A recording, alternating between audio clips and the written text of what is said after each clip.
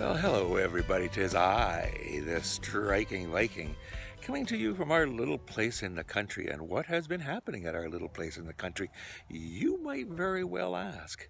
Well, I'm here to provide you the 411, as the kids say these days, on what's taken place. And as you recall, when we first purchased the adjoining property, the grass was about waist high. So let's have a look and see what's taken place. We're starting in the backyard, and as you can see when you look over on the other side of those T-posts, there's still a stand of grass that was there from a previous occupant. That is not our property, which ends at about where those T-posts actually are, on the other side of this little tin shed here. Now there are still a few things that need to go off to the dump, like that stuff which is piled behind that refrigerator which is standing there, and a few other things. And I also have a little bit of clearing out to do yet on the far side. I'll have to get in there with the weed whacker and have at it to cut down that last little bit before I can take the mower through there. But as you can see, all of this in here has been taken right down to the dirt, and I've been able to go through there with the mower, and boy did we get a lot of stuff. Here's a prickly pear cactus that was here, although it was barely visible in all the grass. I removed all the dead leaves, etc., and I'm letting it kind of re-establish itself. As you can see, it's got a few fruits on there which aren't ripe yet, and whether they'll ripen this year or not, I don't know. If we look down the side of the house, it appears as though we had some kind of a visitor. Or perhaps the window just fell out of its frame. I suppose that's also possible. Now, someone told me that this is supposed to be a peach tree. I don't know whether it is or whether it isn't. I know that this here is oak.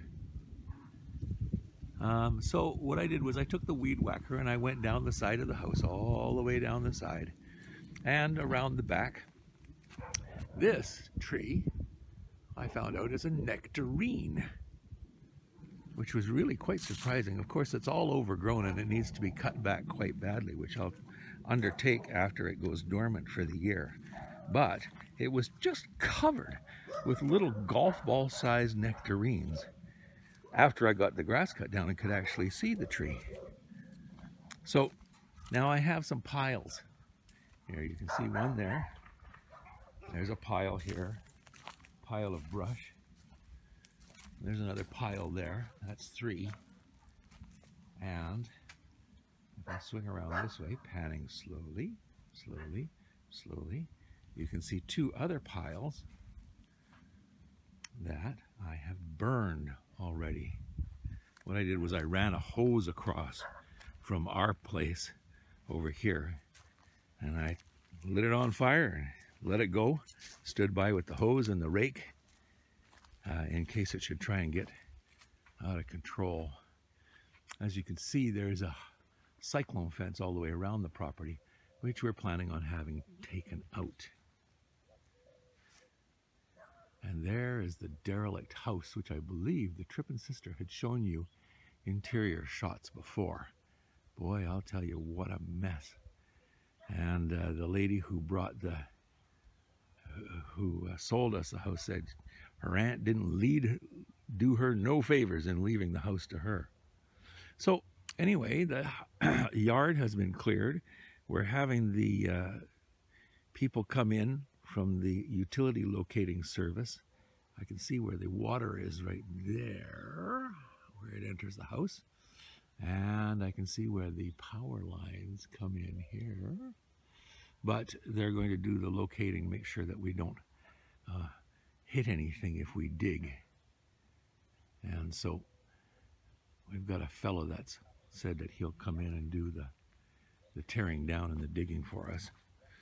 Anyway, so it was an awful lot of work and not a few blisters to do this little job. And as I say, there's still some cleaning up that needs to take place. A bathtub, for example. I can't think of any earthly use for one, so perhaps that'll go as well. In any case, we're getting closer to having the house taken down, and we'll be able to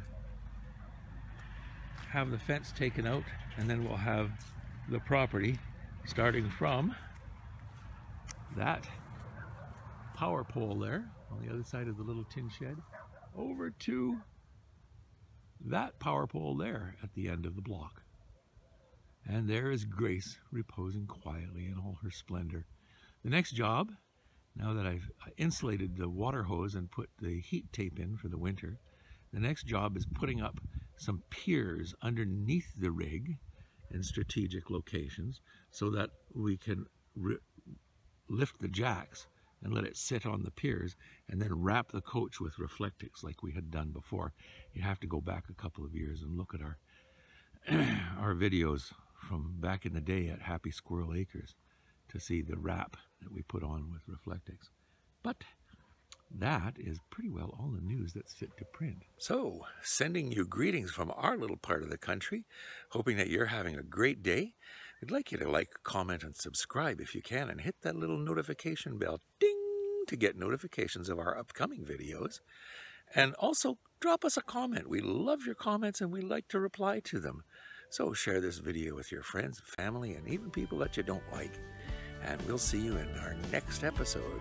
And remember, above all else, keep tripping.